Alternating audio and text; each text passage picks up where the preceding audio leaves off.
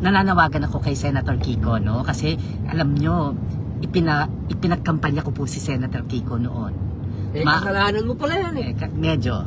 Pero pinapaalala ko to kay Sharon na at sinabi ko ito na ikinampanya ko siya. Ikinakampanya ko si Senator Kiko noon dahil naniniwala ako kay Sharon. Pero Sharon, naniniwala. Ngayon, nananawagan ako sa'yo na parang hindi na yata ako naniniwala. Parang binabawi ko na po yun. Kasi ang sinasabi lang po kasi ni Robin, hindi ko po ito kinakampihan si Robin dahil kapatid ko. Pero naniniwala ako sa paninindigan niya pagdating dito. Unang-una kami po ay pinalaki ng mga magulang namin sa disiplina. So naniniwala ako, yung sinasabi po ni Robin, hindi po ito para parusahan yung mga bata. Ang sinasabi po niya is pagkaroon ng deterrent, magkaroon ng kinatatakutan ang mga bata. So sinusulong po niya itong mga panukala na ito, hindi para ikulong ang lahat ng mga 10 years old. Hindi po yun. Ang talagang pinanggagalingan lang po nun, may katakutan ang mga batang ito. I'm appealing to Senator Kiko at kay Senator Risa Hontiveros, please, let's put common sense to all of this kasi meron po mga gulang na namatayan at may mga magulang na nandun po ngayon sa ospital. Umiiyak sa amin kanina kasi nahihirapan silang makita yung mga anak nila na may mga sugat. Meron po kami nakita doon na binaril dito, lumabas dito, magang-maga ang muka. Masakit pong makita lahat yon. Sana itong sila Senator Kiko at sila Senator Hontiveros, sana po magpunta sila doon sa mga namatayan. Kausapin po sana nila yung mga magulang ng one-on-one, walang kasamang media, para maintindihan nila kung anong klaseng sakit yung naramdaman po ng mga magulang na ito. And maybe magkaroon sila ng bagong pananaw at maybe maliwanagan sila na mabuti itong isinusulong na batas ni Robin na 2 taon na po kung tutuusin. At saksi po ako sa lahat ng mga pinuntahan namin kanina. Yun po ang hinihiling ng mga magulang na sana Justice. Yung justice, and then tsaka sana ma-approve na yung batas na isinusulong ni Robin. So, yun po sila mismo ang nagre-request noon. So, if that is not enough proof or enough reason for us sa mga senador na kumukontra, hindi ko po alam kung ano pa yung hinihintay ninyo.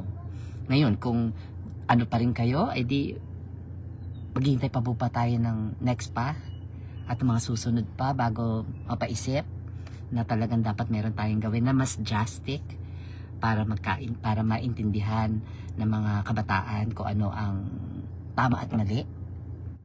Maraming salamat po sa pagsuporta ninyo kay Robin, and let's all pray for the peace and security ng bayan po natin. Kabaliktaran po yung sinasabi kasi nung mga ibang senador na kasi kasama ho ako nagpunta doon, so nakita ko yung mga bata na nagsasuffer, yung mga magulang na nawala ng mga anak. So ako naman ho nandun lang sa paano ba natin to mabibigyan ng hustisya, syempre.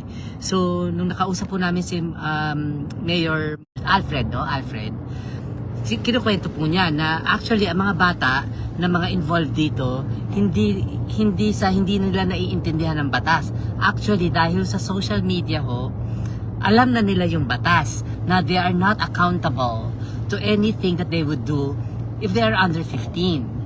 At obviously, At nagpapalitan sila ng message. alam nila na hindi sila mapaparusahan. So malakas po ang loob nila na gumawa ng mga bagay na hindi nga lang petty ito. Sana kung petty lang, okay lang, mapapalagpas mo at talagang dapat dalhin sa delinquency, juvenile, mga ganyan.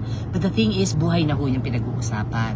Mass diba? shooting, mass shooting. At mass shooting ito, hindi ito murder lang. At nakita mo naman, hindi ito random. Oo, May at mga hindi tinatarget random. siya.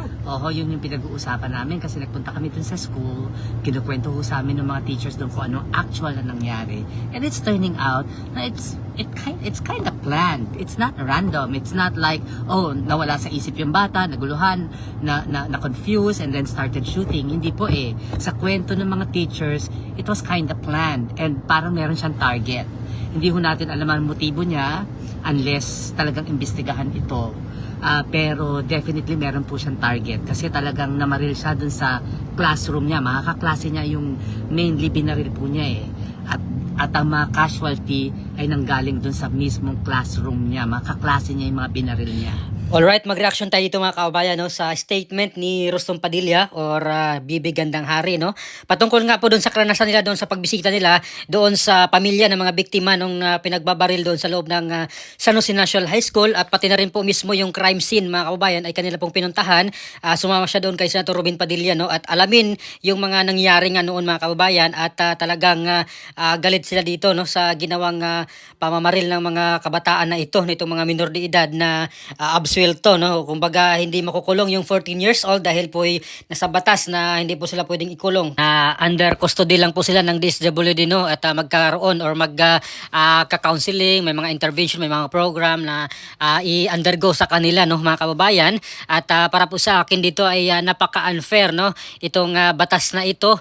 Pagkatapos po nilang pumatay ng ilang buhay ay ganito lang po yung kailang parusa mga kababayan. So hindi na po nila maibalik yung buhay na kanilang kinuha at meron po silang panawagan or meron pong panawagan itong si Bibi Gandang Hari o Rustom Padilla dito kay Senator Kiko Pangilinan, pati na rin kay Sharon Cuneta at kay Senator Risa Hontiveros no, na sana ay bisitahin nila yung mga biktima no, dito sa Tacloban City at kausapin nila yung mga pamilya mga kababayan na kung saan yun po yung hiling nila talaga hustisya dito sa nangyari sa kailang mga anak mga kababayan. So tingnan natin kung kaya bang harapin nga ni Kiko Pangilinan, ni Risa Hontiveros. Tingnan nila, alamin nila para matauhan no itong dalawang senador na ito at yung mga senador na against dito sa panukala ni Senator Robin Padilla na ibaba yung age of criminal liability no. So sana kausapin nyo yung mga magulang na mga biktima no at ilang buhay pa kaya yung mawawala kung ipagpatuloy ninyo o hayaan lang nila itong gaytong klaseng batas na palpak naman mga kababayan. So sana yung mga kritiko no dito kay Senator Robin Padilla, sana matauhan na po sila at magiging wake up call na po itong nangyari na hindi lang po ito basta-bastang ordinaryong bata lang mga kababayan na pinag-iisip or hindi pinag-iisipan yung kanilang ginawang krimen no. May mga utak na po ito at yun nga yung panahon ngayon no, high-tech na, may mga cellphone na lahat ng or halos lahat ng mga kabataan may mga cellphone na lahat nakikita nila sa social media. Kasama na rin yan yung violence at ginagaya nila no. At ito na nga po yung resulta mga kababayan. Nalulusaw na yung mga utak ng mga kabataan ngayon dito sa mga violenting bagay no. At hindi na po ito maikumpara noon yung mga kabataan noong mga 80s, 70s, 60s, early 90s, early 2000 na talagang makikita natin disiplinado yung mga bata noon no. Ngayon, iwan ko lang mga kababayan, sa dami ng mga minor de edad ngayon na lumalaban na sa mga magulang no, at hindi naman po ito sikreto no. Maraming mga kabataan ngayon na talagang lumalaban na sa mga magulang nila. Pag sila ay dinisiplina ay talagang mas matapang pa sila kaysa mga magulang nila mga kababayan. Hindi ko po nila lahat, pero marami pong mga ganong minor de edad ngayon no, na lumalaban na sa magulang mga kababayan. Lalo na pag utusan, ay nako, ang dami pang mga satsat na mga minor de edad ngayon. At talagang kailangan na pong maghigpit no, yung batas na para po talaga matakot sila na hindi na po gagawa ng pagkakamali. Ay dapat suportahan natin itong panukala ngayon ni Senator Robin Padilla na ibaba yung age of criminal liability into 12 years old mga kababayan no. At sana yung mga kritiko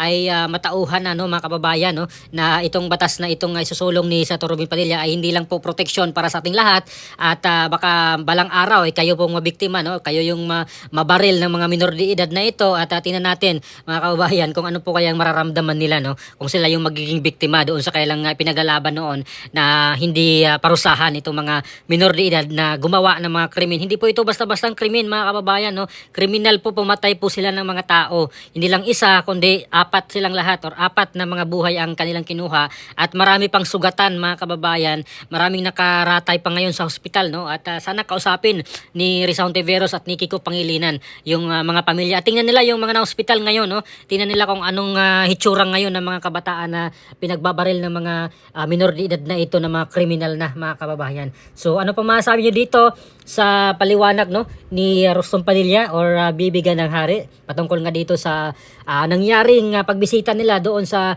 crime scene at doon sa pamilya ng mga biktima ng walang habas na pamamaril doon sa sa Tacloban City mga kababayan. So ano pa masabi nyo dito mga kababayan sa paliwanag no ni Rostong Padilla or aka Bibi Gandang Hari patungkol nga po dito sa isinusulong ngayon ni Senator Robin Padilla no na ibaba yung age of criminal liability no para po matakot itong mga kabataan na gumawa ng mali no. Kagaya sa ibang bansa talagang takot doon na gumawa ng krimen no dahil mahigpit yung kailang bansa mga kababayan, mahigpit yung kailang batas at dito sa Pilipinas ay natin na napakaluwag no mga kababayan. At dito pa ang treatment ni sa mga kabataan na makagawa ng mali kahit na nakamorder ka ng ilang buhay ay yung parusa sa kanila ay DSWD lang mga kababayan, kaya counseling lang sila no. Tiwa yung buhay na pinatay nila. So talagang kailangan natin na magkaroon ng mas mahigpit na batas para matakot at madisiplina no ng mga kabataan lalo na dahil takot sila na alam nila yung patutunguhan nila ano yung kinanatan nila kapag gumawa sila ng mali mga kababayan. Kaya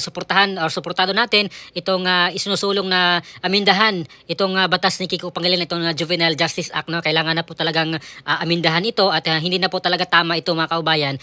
Talagang grabe na ngayon yung mga minor de edad no na gumagawa ng mga krimen mga kababayan. Hindi na po ito sila ordinaryong mga kabataan no. Talagang lusaw na yung mga utak nila at sana ay mapalitan na yung batas na ito at hindi na po pamarisan ng mga kabataan no itong ginagawa ng dalawang ito na talagang may mapuntahan sila, makukulong sila habang buhay kapag ginagawa nilang or kapag gumagawa pa po sila ng mga ganitong klaseng karumal-dumal na krimen mga kababayan. So please comment down below ano pa masasabi nyo. Maraming salamat. God bless po sa ating lahat.